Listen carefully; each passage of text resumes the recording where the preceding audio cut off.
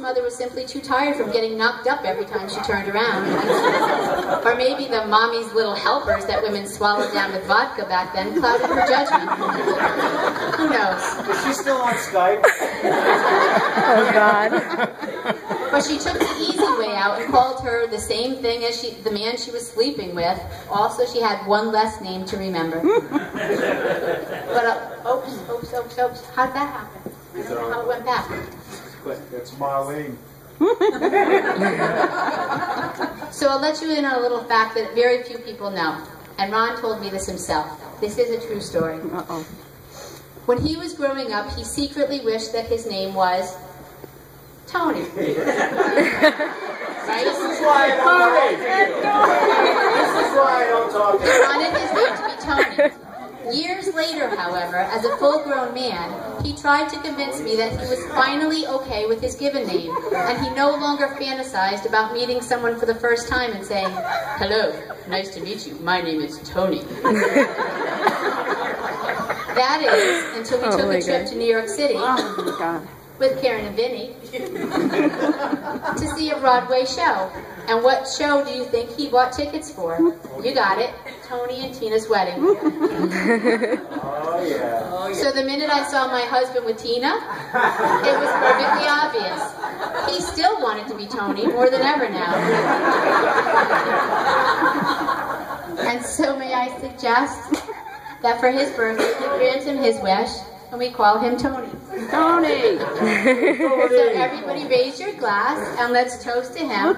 Happy birthday, Tony. Happy birthday, Tony!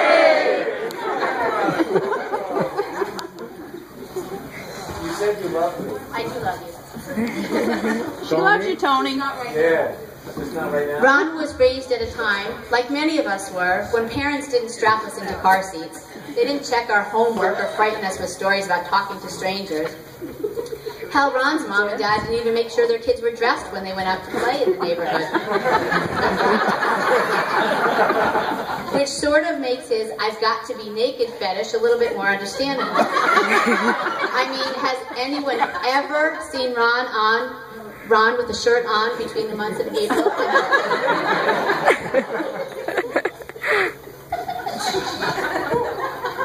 I'm wearing one now. So Ron became somewhat of a fanatic about safety later in life, and I was clearly more of the risk taker, and I occasionally made him really, really, really, really mad at me. Admittedly, I almost drowned our second child at the beach one summer, and I dodged falling trees while running outside during a hurricane with our youngest son. But to make Michael Don a life preserver before getting into the shower, or insisting that helmets be worn while watching television, still seems a bit ridiculous to me.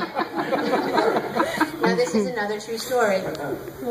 We were driving down the street one day, and Ron commented about kids that he saw playing on the side of the road.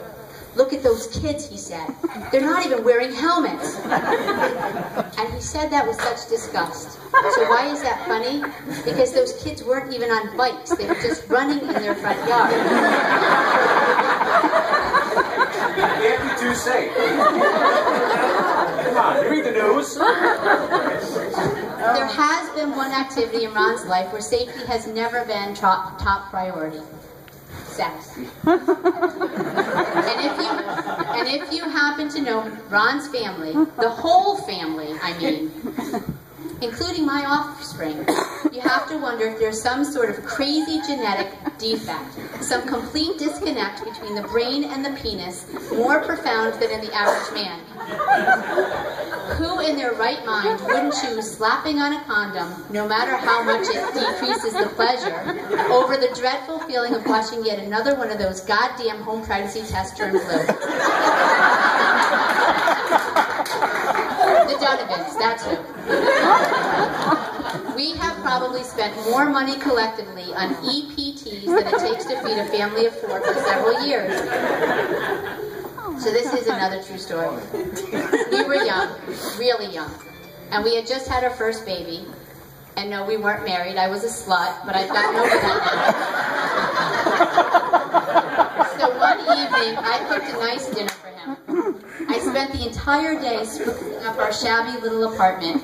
I hired a babysitter, I bought a bottle of wine, and I lit some candles. Yep, my man was getting lucky tonight. And the only thing he had to do was to stop and buy condoms. Remember, Ron? So off he went to CVS, which was just down the street. Hours passed. Yes, hours passed. The dinner was overcooked, the candles were puddles of wax, and I was finally getting so upset that I started drinking the wine without him. Finally, he came through the door with a frown on his face and no package in his hand. Yep, you got it, no condoms. So he proceeded to explain to me that he had gone to 5 or 6 places to buy them, but each time he got up enough nerve to actually purchase them, there was a pretty girl or an older lady at the register, and he couldn't do it. He didn't want them to know that he was buying condoms for himself. So I could send that man to the store to buy tampons, sanitary napkins, breast pads, hemorrhoid cream, and he'd come home with them without any problem. But letting someone else know that he had a penis was way too much for this man to do.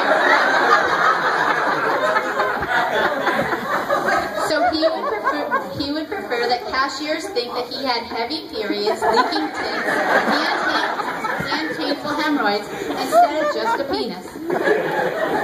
Funny, that guy, Ron.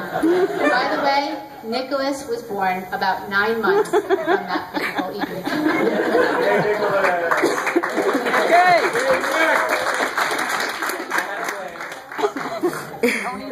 So Ron often gets compliments on his hair. And he should. He painstakingly pokes each tuft into place and gives himself a haircut every single day to make sure that no strands go astray. He wasn't always so diligent about his hair maintenance. A white button and a black button. But that was way before he succumbed to his horrible, horrible, horrible addiction that he still suffers from today. Brill cream. Yes, the product that claims just a little dab will do ya. You know, only until you're hooked. And then, of course, a little dab no longer satisfies you. And you start using more and more and more and more. And you start getting nervous when all you have is one twisted little tube in your bathroom cabinet. And you can squeeze the hell out of it if you're desperate enough. But sometimes you even try quitting cold turkey. But you just can't. You just can't let people see your hair without its fine luster.